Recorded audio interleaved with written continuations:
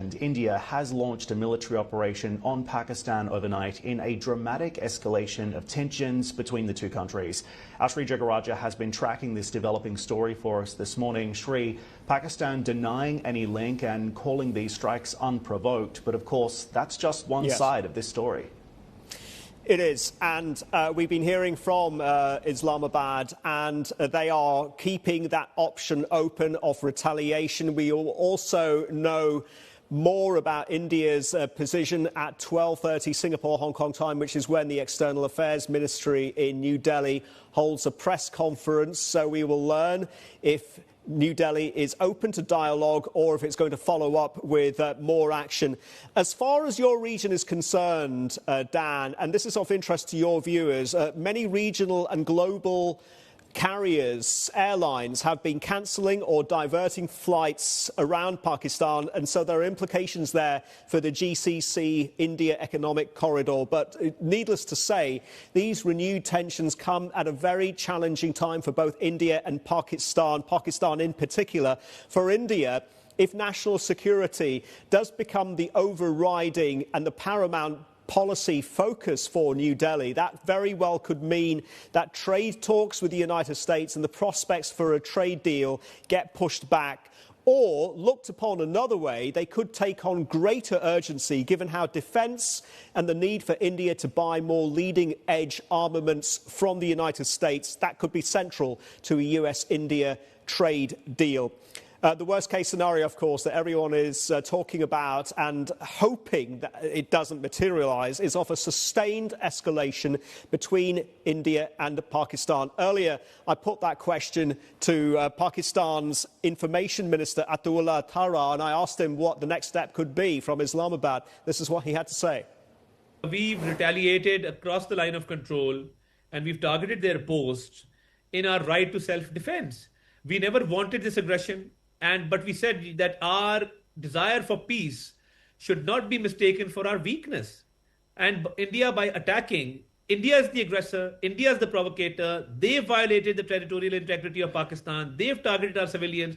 So we had a right to respond, and we've responded befittingly so that India knows that Pakistan has the right to self-defense and Pakistan will defend its people and its territory.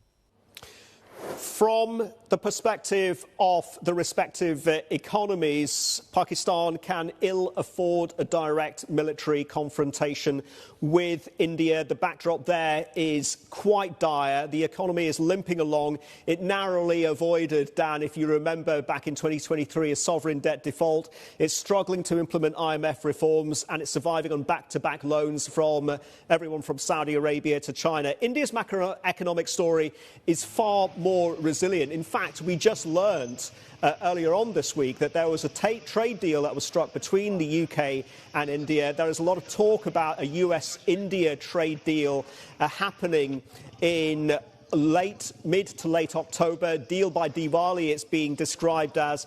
Having said that, broader global growth concerns are affecting the macroeconomic outlook, and that is why everyone from the World Bank to the IMF to Moody's have been downgrading India's growth trajectory, though it's not looking disastrous. As concerning as these developments are, we've seen these pictures before, and Feroz Aziz, I was talking to him yesterday from Anand Rathi, he told me that the volatility, the spillover on the Indian markets ought to be relatively contained. This is what he had to say.